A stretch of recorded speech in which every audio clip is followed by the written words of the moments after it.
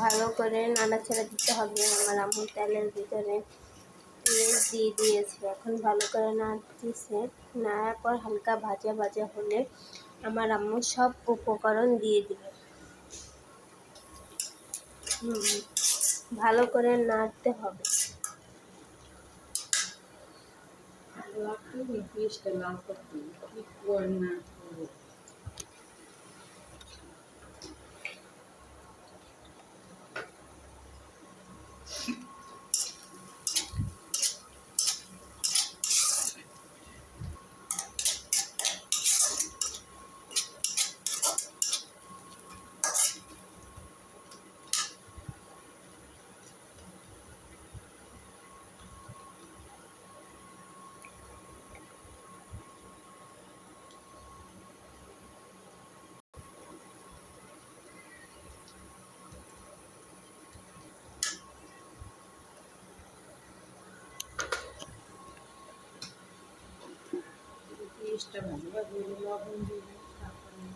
পেঁয়াজটা ভাজা ভাজা করার পর এখন একটু লবণ দিতে হবে, হালকা ভাজা করে ভালো করে দেখে নিন। এখন লবণ দিয়ে কিছুক্ষণ নাড়াচাড়া করব।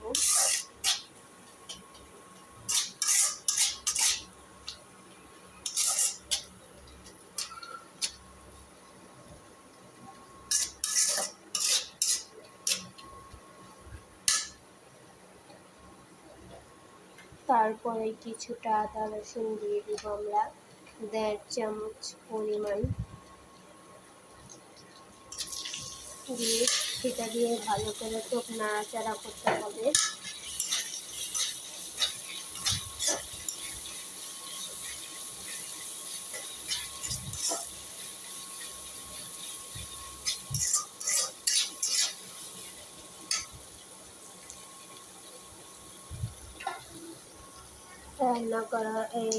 নাড়াচাড়া করার পর কিছুটা হলুদ দিয়ে ভালো করে নাড়াচাড়া করতে হবে।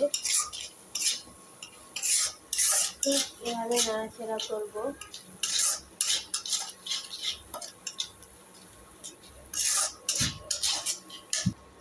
তারপর কিছুটা পানি দিয়ে দিব, পানি দিয়ে ভালো করে নাড়াচাড়া করব। নাড়াচাড়া করার পর এভাবে ঠিকভাবে রেখে দিব।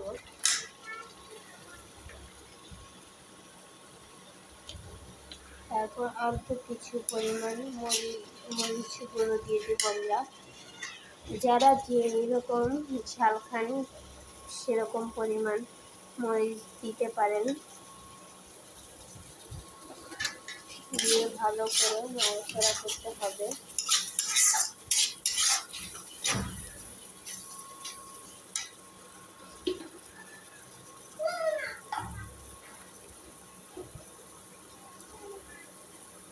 তারপরে এভাবে কিছুক্ষণ ভালো করে কষিয়ে নিতে হবে।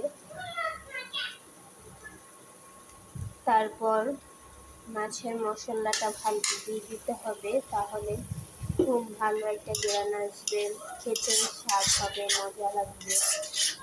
যারা এই মাছটা খায় না তারাও খেতে যাবে। আমার আম্মু খুব মজা করে কই মাছ রান্না করে, তেলাপিয়া মাছ রান্না করে। আবার কিছুটা পানি দিয়ে ভালো করে কষিয়ে নিতে হবে, নাড়াচাড়া দিতে হবে।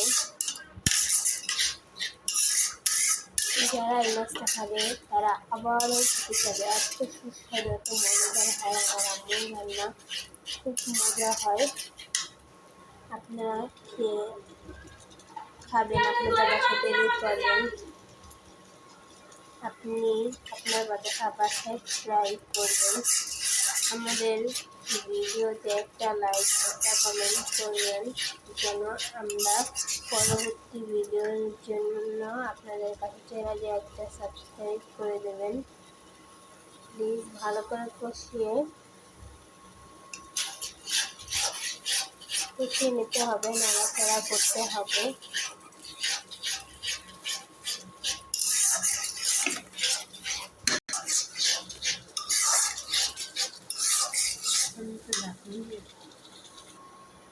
তারপরে ঢেকে দিতে হবে যেন ভালো মতো কষিয়ে তারপর আবার ঢাকনাটা উঠিয়ে ভালো করে নাড়াচাড়া দিতে হবে। নিচে যেন না লেগে যায়।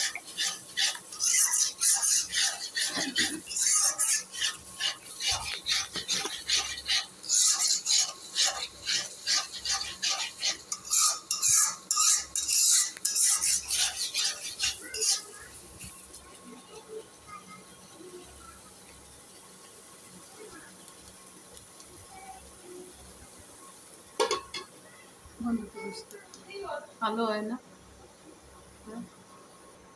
তারপর আবারও ঢেকে দিতে হবে। ঢেকে দেওয়ার পর আবারও ভালো করে নাড়াচাড়া দিতে হবে 3-4 বার।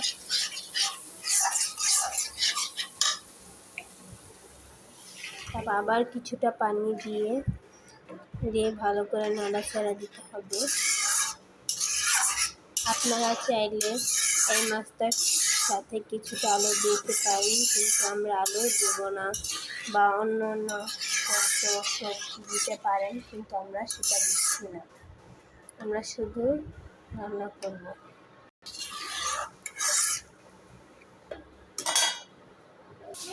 তারপর আমরা আবারও ঢেকে দিব। থেকে ওঠানোর পর আবার কিছুটা লবণ দিয়ে দিব। তারপর অল্প আঁচে রেখে সেটা হতে থাকবে। ঠিক কিছু সময় এভাবে ঢেকে রাখতে হবে। তারপর প্রায় 15 থেকে 20 মিনিট পর এটা ঢাকনা খুলতে হবে, ঢেকে দিতে হবে। এখন আবার ঢাকনাটা উঠিয়ে দেখতে হবে এটা হয়েছে কিনা।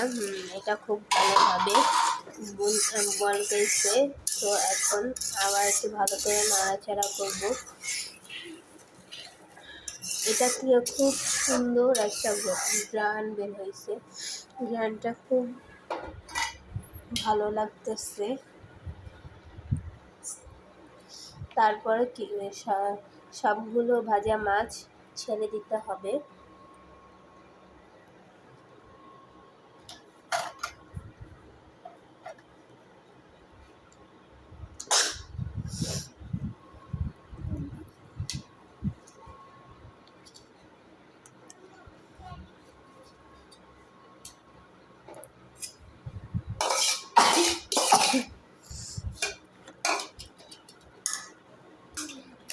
তারপর ভালো করে এভাবে ঘুরে দিতে হবে।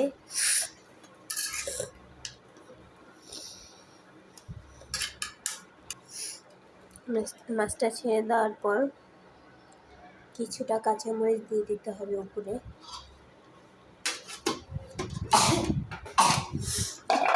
তারপর আবার ঢেকে দিতে হবে।